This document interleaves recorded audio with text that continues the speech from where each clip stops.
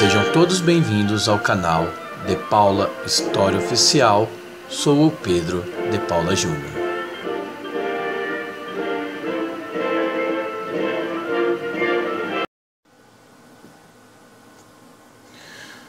Bom dia, pessoal! Agora exatamente 1h02 da manhã. Estamos dando continuidade aos estudos sobre a independência da América Espanhola. Agora estamos iniciando a unidade 2. Vamos lá. Introdução. Vou estar compartilhando agora o pensamento de Simão Bolívar. E realmente eu concordo com o pensamento dele. Vamos lá. Nada é tão perigoso como deixar um mesmo cidadão permanecer longo tempo no poder. O povo se acostuma a obedecer-lhe. Ele se acostuma a comandá-lo. E disso se originam a usurpação e a tirania. Simão Bolívar. Realmente eu concordo com esse pensamento dele. Vou estar compartilhando com vocês aí o meu posicionamento. Peço desculpa para quem não pensar da mesma forma. Cada um tem o seu direito de pensar. Porém, esse é o meu pensamento. Realmente o que ele falou é verdade. Podemos ver aí nas revoluções socialistas, que entre aspas, as mais recentes que ainda existem, né? Cuba, recentemente agora a Venezuela, antigamente teve aí a União Soviética. Pode ver que se transforma em ditador. A pessoa, ele se transforma em ditador. Seja ele do pensamento comunista, seja ele do pensamento fascista, como também teve na história, ou seja ele do pensamento nazista, como também ocorreu na história com Hitler, Alemanha, Terceiro Reich, etc. Para mim, esses três pensamentos, comunismo, fascismo e nazismo, é tudo farinha do mesmo saco. A longo prazo, destroça o povo, mata muita gente e eles lutam entre si para exercer o poder. Não é que eles querem libertar um ao outro. O movimento comunista lutava contra o movimento fascista porque era bonzinho para libertar o povo. Não. Eles lutavam pelo poder. Queria destronar o fascismo para eles exercer o poder. Então, para mim, os três movimentos são ruins da mesma forma. Você pode falar que um movimento matou mais do que o outro. Beleza, podemos discutir número. Mas os três movimentos são ruins. Eu peço, por favor, meus amigos, liberte-se. Não vamos ser nem comunista, nem fascista e nem nazista. Pelo amor de Deus, hein? Estamos no século XXI, hein? Vamos lá. Dando continuidade aí à matéria. Em uma de suas cartas, Simão Bolívar, 1783-1830, reconhecido como símbolo da independência da América, nos brinda com um interessante resumo do que significou as guerras de independência no território hispano-americano. Para ele, tratava-se de uma guerra civil. Uma das forças, a mais numerosa, seria conservadora e acostumada a obedecer ao poder espanhol. A outra, menor, seria a força reformadora. Ambas travavam lutas cujo resultado era incerto. Bolívar, 1983, página 83. Esse trecho foi tirado do livro Bolívar, do ano de 1983, na página 83, para quem tiver mais interesse e está dando continuidade aí nas pesquisas. A seguir, abordaremos como essas lutas ocorreram no México, na América Central e na América do Sul. Vamos lá. México. O vice-reinado da Nova Espanha, México, era a colônia mais rica da Espanha. Sua capital, a cidade do México, era a maior da América e a segunda maior de todo o império, perdendo apenas para Madrid, a capital do reino espanhol. A monarquia espanhola mantinha um controle rigoroso de sua produção econômica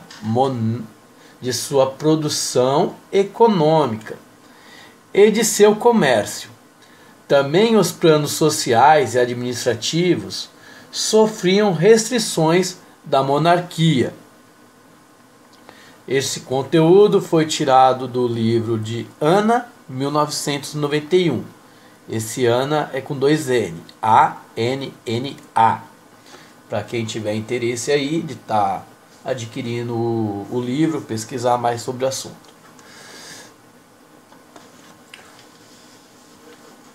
Uma elite europeia controlava o governo, o exército, a igreja e a maior parte do comércio exterior, assim como a produção vinícola e têxtil do país. Ana, 1991, página 43. Essa elite era formada por espanhóis nascidos no Reino, que imigraram para a América. O cenário social da Nova Espanha também contava com uma elite crioula, constituída por espanhóis nascidos na América.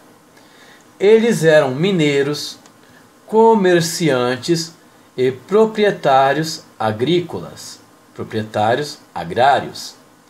Essa elite se tornou inquieta com os rumos que a América estava tomando, e emergia dela uma insatisfação crescente com sua situação social.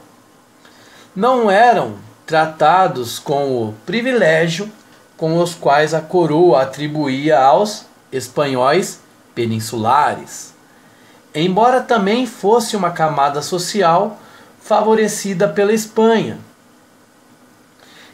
Eles deram expressão a uma ideia de dissidência, almejando por razões de residirem, de possuírem propriedades, de manterem parentesco e de terem nascidos na América uma maior participação nas decisões políticas e econômicas da colônia. Os crioulos se reconheciam como americanos, se identificado até mesmo como herdeiros dos astecas. Essa distinção revela a consciência que construíram para si, distinguindo-se dos espanhóis peninsulares e de seus interesses. Ana, 1991. As aspirações crioulas a uma maior participação nas decisões políticas e econômicas da colônia construiu um de seus primeiros passos durante a invasão napoleônica do Reino da Espanha. Essa invasão provocou a queda do monarca espanhol e deu início a uma crise de sucessão na ocupação do trono espanhol. Como o império era estruturado sobre uma monarquia centralizada, essa crise repercutiu na América Espanhola. No contexto da crise, uma revolução que estabelecesse um governo autônomo no México tornou-se eminente. Os reformadores crioulos e os absolutistas envolveram-se em um embate que girava em torno de conservar ou desligar os laços que ligavam a vida americana à coroa espanhola. Ana, 1991. Vamos ler o recorte. Importante. Invasões napoleônicas. Designa o período em que Napoleão Bonaparte, 1769-1821, imperador da França, considerando-se herdeiro da Revolução Francesa de 1789, empreendeu diversas batalhas na Europa. Com o discurso de difundir os ideais da Revolução, em 1808 ele invadiu a Espanha e designou José Bonaparte, seu irmão, como rei.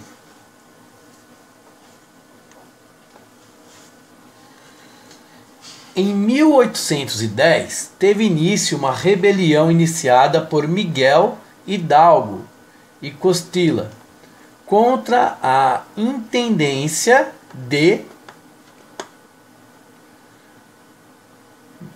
Guanajuato. Vou colocar aqui a pronúncia correta para vocês.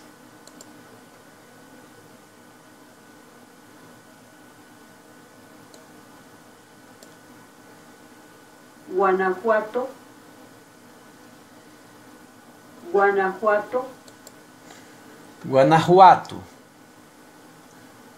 Ou seja, quando eu falar Guanajuato, vocês entendem como? Guanajuato. Beleza? Combinado assim? Quando eu falar Guanajuato, vocês entendem? Guanajuato.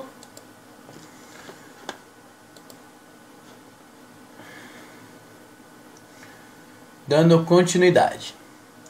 Em 1810 teve início uma rebelião iniciada por Miguel Hidalgo e Costilla contra a independência de Guanajuato.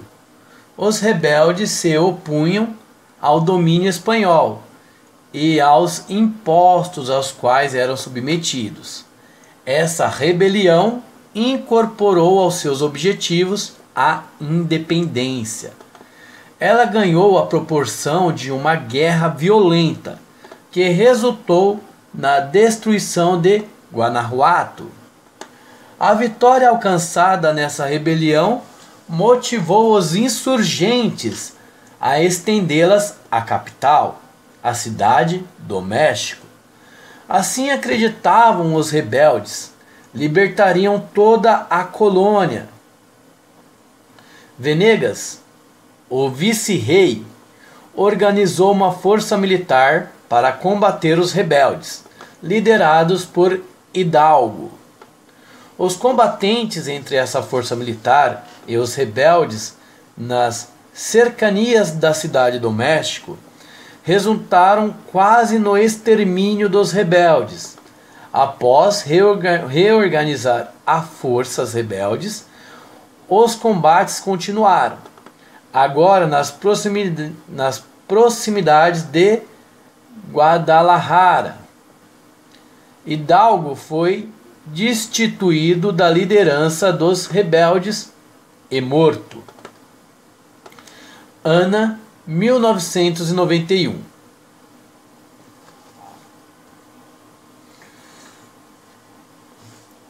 O México moderno considera Hidalgo como o pai da independência e é respeitado como um dos maiores heróis nacionais.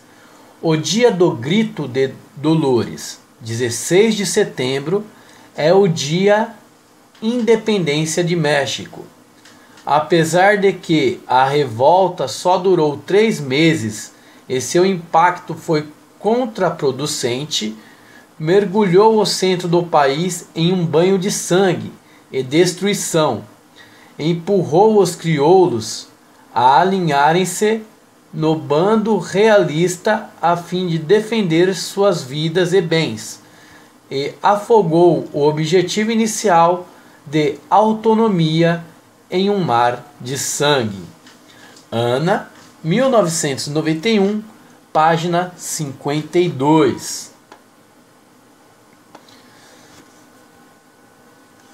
A Virgem de Guadalupe foi uma imagem mariana cultuada na sociedade colonial espanhola. Ela se tornou símbolo da piedade mexicana e guardiã e protetora da rebelião liderada por Hidalgo. É considerada pelos católicos a padroeira do México e da América Latina.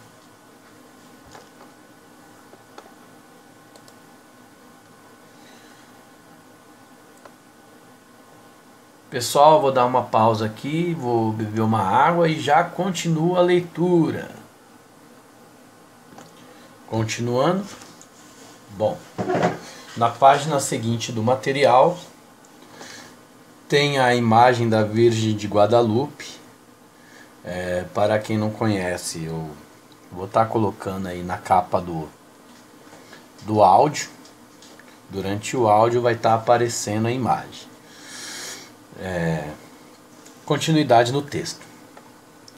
A luta dos rebeldes contra o domínio espanhol continuou, agora sob a liderança de José Maria Morelos, mestiço que se tornou um homem estudado e também um clérigo, mostrou-se um êximo estrategista de guerra. Quando assumiu uma posição de liderança das forças rebeldes, conseguiu fazer com que as tropas reais se sentissem ameaçadas, incrementou as reivindicações rebeldes com um conteúdo consistente de reformas sociais. Em 1813, no Congresso de Chipacilgo, vou ver se eu encontro aqui a pronúncia do nome, mas se escreve Chipacilgo. Só um minutinho. Pessoal, vou ficar devendo a pronúncia correta do nome, Chipacilgo. Estou lendo como está escrito, Chipacilgo. Se alguém souber aí a pronúncia, depois manda aí um áudio pra gente aí, com a pronúncia correta do nome. O outro nome eu consegui achar a pronúncia, porém esse eu não consegui achar a pronúncia. Vamos lá dar continuidade então. No Congresso de Chipacilgo, do qual participou Morelos, foi proclamada a independência. Ele terminou capturado e fuzilado, mas conseguiu resultados mais contundentes que os de Hidalgo para a conquista de uma independência. Ana, 1991. Após essa rebelião serem sufocadas, surgiu-se um estreito debate entre a poderosa elite americana e o Reino da Espanha.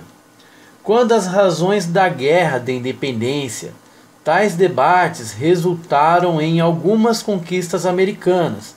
Entretanto, em 1814, quando Fernando VII foi libertado por Napoleão e retoma o trono, a coroa empreendeu esforços para restituir seu poder absolutista sobre a América.